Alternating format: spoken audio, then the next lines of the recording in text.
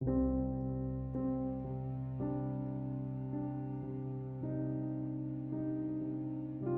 remove face data in Samsung Galaxy S10, open Settings.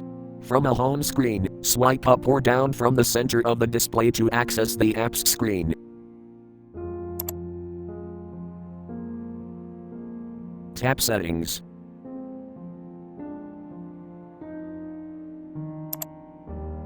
Scroll down.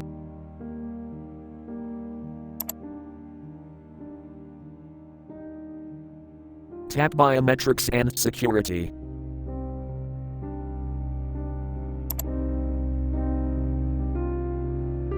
Tap Face Recognition.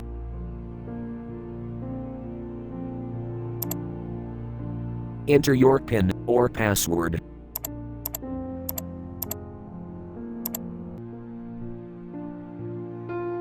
Tap Remove Face Data.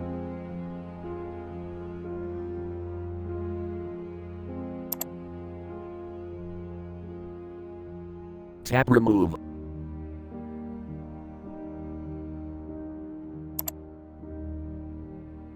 Thank you for watching. Have a nice day.